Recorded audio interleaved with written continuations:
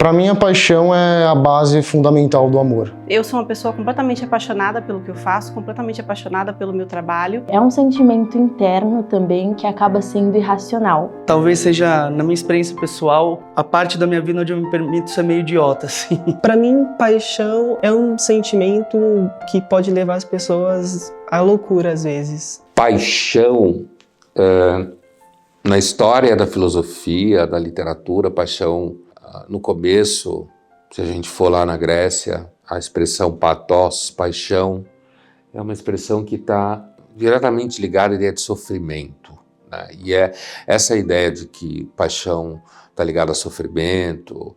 A palavra pathos também dá em patologia, que é estudo dos processos mórbidos, medicina, doença. É um sentimento que pode levar as pessoas à loucura às vezes. Acho que às vezes ela pode ser uma doença da mente, né? Como a própria etimologia da palavra pathos, que tanto quer dizer paixão como quer dizer doença também. No romantismo, já no século XVIII, XIX, essa ideia de pathos, de novo, de paixão, aparece também como sofrimento. Na Idade Média, nos contos de literatura cortês, a paixão também parece como sofrimento. Então, é claro que tem uma certa fronteira borrada entre o que é amor e paixão. Would you just stay with me? Stay with you? What for? Look at us, we're already fighting. Well, that's what we do. We fight. You tell me when I'm being an arrogant son of a bitch, and I tell you when you're being a pain in the ass. Which you are, 99% of the time. I'm not afraid to hurt your feelings. They have like a 2-second rebound rate and you're back doing the next pain in the ass thing. So what? So it's not gonna be easy. It's gonna be really hard. And we're gonna have to work at this every day, but I wanna do that because I want you. O que eu diria para você, assim, não perca muito tempo querendo fazer, não, amor é isso, paixão é aquilo. É claro que muita gente vai dizer para você, não, paixão é a coisa que começa quando você casa, então depois de algum tempo se transforma em amor, né? Para mim, paixão e amor são duas coisas completamente opostas. Enquanto a paixão é um sentimento e, portanto, um substantivo, ela é muito mais efêmera, ela passa rápido, ela é algo que você só precisa sentir. Eu acho que o amor tem mais a ver com experiência e maturidade. A paixão é um pouco mais irracional. Paixão é algo mais intenso do que amor. Completamente volátil e variável e caso dê certo, caso ele permaneça esse sentimento da paixão, isso eventualmente se transforma em amor. Até o Papa Bento XVI, o Ratzinger, escreveu logo no começo do papado dele uma encíclica chamada Deus é Amor. Ele faz a diferença entre amor como eros, normalmente se entende como tesão, né? Uma paixão, inclusive, que envolve atração física, e depois o amor como ágape, então amor mais compreendido como partilha. Então você vai encontrar, sei lá, essas pessoas que ficam ensinando para os outros como viver por aí, já existia antes das redes sociais, então querendo botar numa caixinha. Paixão é aquilo que o coração dispara. Você se empolga, você adora, você fica muito feliz. Quando você fica completamente encantado com a pessoa. Acelera o batimento cardíaco, pode te tirar a respiração. Né? Não para de pensar nela. Isso está descrito em textos medievais. Você sonha, você fica se perguntando onde é que ela está, o que ela está fazendo, né? Principalmente a frustração. E amor não. Amor, então, seria uma coisa assim que passa pela ideia de, usar uma palavra que está na moda, parceria, cumplicidade no bom sentido. O amor você constrói junto, né, com o objeto amado. Uma experiência de história juntos. Não é que isso não seja verdade, né?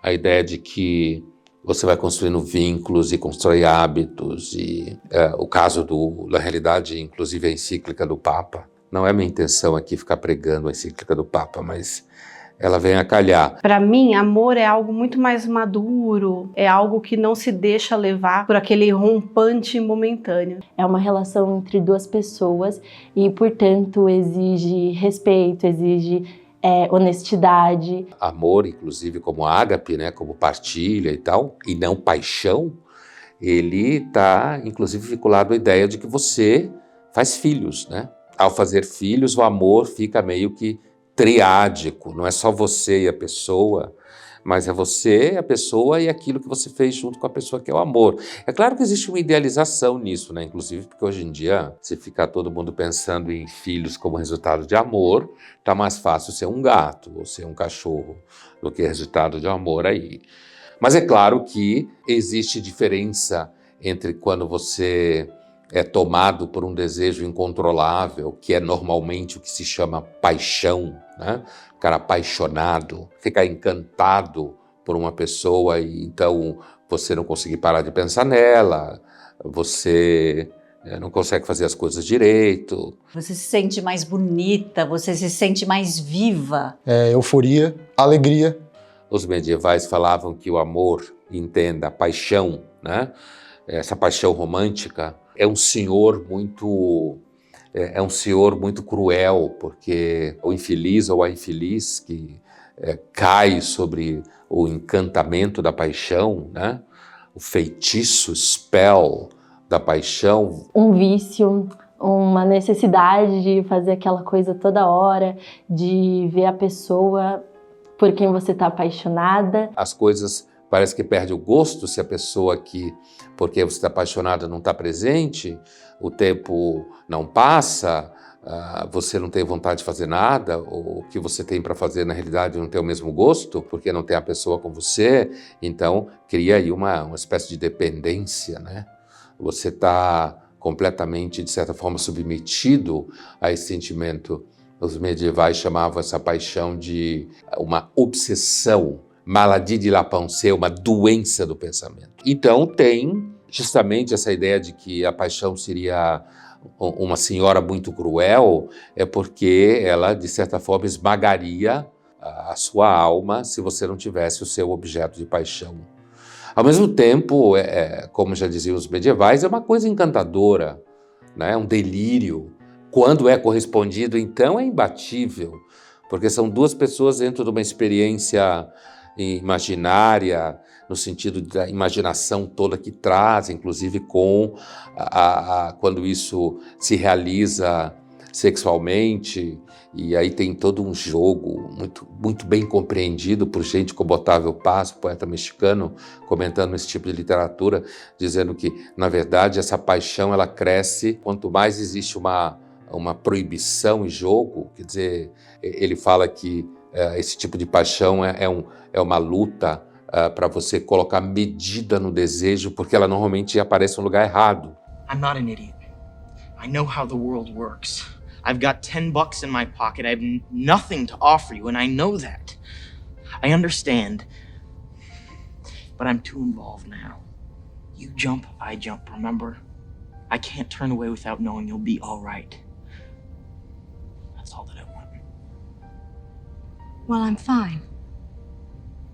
I'll be fine. A ideia de que a paixão aparece no lugar errado, essa paixão romântica que percorre a literatura, é porque ela desorganiza o cotidiano, desorganiza inclusive a ideia do casamento, que estaria lá organizado, e aí a pessoa se apaixona fora do casamento e aí ela não tem onde colocar aquilo, porque dentro da rotina aquilo não se coloca, aquele sentimento de encantamento e tal, para uma pessoa que está fora do casamento, então é disruptivo, como falam por aí. Dependendo, né, pelo que você se apaixona, ela acaba muito rápido, porque também você pode construir uma ideia de algo na sua cabeça e ver que aquilo não era o que realmente é. Veja, muita gente hoje em dia, inclusive recentemente uma matéria na Folha de São Paulo falava da geração Z, e que a geração Z teria ultrapassado o apaixonamento, porque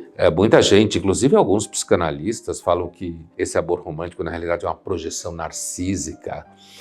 Você se apaixona por você na outra pessoa e, portanto, é alguma coisa que você fica preso numa relação especular, no sentido de que essa relação é uma relação que espelha as suas próprias projeções e, portanto, uma espécie de delírio imaginário. Eu acho que a paixão é algo que é dentro de você, por isso que ela tem uma pegada meio um quê de ilusão, assim, de transformar aquele ser ou a pessoa ou o que é amado, que você está apaixonado ali, em algo muito maior talvez do que até ele é. Por isso a pessoa sofre, inclusive sofre porque justamente no dia a dia esse dia a dia, como todo dia a dia, vai destruindo a idealização, né? A idealização da pessoa. Por isso, a suspeita de que a melhor forma de você destruir uma paixão é se casar com quem você se apaixonou. No sentido de que o dia a dia ele vai destruindo a paixão e espera-se, é claro, que vai construindo um outro tipo de sentimento, que é o tal do amor que se fala por aí, como partilha, cumplicidade, parceria, né? Que está diretamente vinculado à ideia de uma história concreta, enquanto a paixão estaria muito mais vinculado a uma viagem, no sentido de que não é à toa que quando se pensa em paixão romântica, a paixão amorosa se pensa principalmente no sentido de lugares maravilhosos, que você está junto e tal. Eu já me apaixonei 2 vezes e casei com as minhas 2 paixões. Eu fui casada a primeira vez 10 anos e tô casada agora com o meu amor já há 26 anos. Mas a ideia de que gerações mais jovens, que estão aí lá pelos 20 e poucos, não se apaixonaria porque já teria superado essa ilusão imaginária e seriam pessoas libertas do narcisismo da paixão, então elas vivem sem, na verdade, se apaixonar, sem adoecer por ninguém. E aí a discussão se isso é verdade, né? Eu pessoalmente não acredito em quase nada que eu vejo por aí falando sobre as gerações mais jovens, porque é quase tudo marketing. A verdade é só quando entra no terreno da psiquiatria, quase sempre. Mas, assim, a verdade é que não há dúvida que é sofrimento na paixão romântica. Agora, é claro, paixão é normalmente o que se pensa, principalmente, é na ideia de paixão romântica. Mas paixão significa uma doença, uma obsessão da alma. Se provavelmente você ficar o tempo inteiro pensando naquilo e sofrendo com aquilo e te dando dor de cabeça, provavelmente é paixão. Então você pode ter uma paixão política, você pode ter uma paixão religiosa, uma obsessão por Deus, por exemplo, como é muito comum na Idade Média, na literatura medieval. Você pode ter paixão política, como aconteceu na Revolução Francesa e tem acontecido tantas vezes ao longo do século XIX. Teve vários casos de paixão política. A gente vive hoje, a polarização é uma espécie de paixão política, né?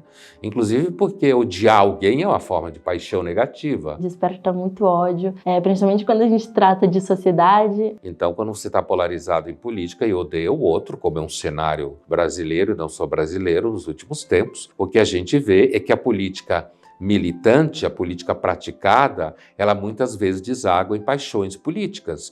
E mesmo para você pensar em revolução, você precisa pensar que precisa haver uma paixão que seja motor, que leve as pessoas a fazer coisas de forma às vezes impensada e ter uma energia para realizar tudo. Por isso que muita gente associa as paixões à idade mais jovem, porque com o passar do tempo você ficaria mais cético em relação às paixões.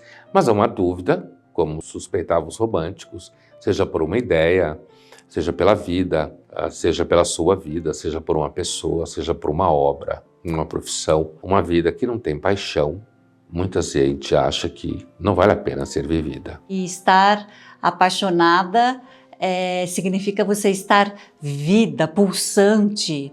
Então é muito bom. Eu não gosto desse medo de se apaixonar também porque é muito blasé e eu acho que é importante se apaixonar. Como eu disse, como eu sou uma pessoa um pouco mais pé no chão, é um lugar onde eu não sei lidar muito bem com a parte de se apaixonar e perder um pouco o controle. Tive uma sensação de insegurança, assim, sempre tive um pouco de medo do que estava para acontecer. Vamos discutir sobre isso no meu novo curso online, Filosofia das Paixões, que será um curso ao vivo via Zoom. Se você quiser saber mais sobre isso, acesse o site.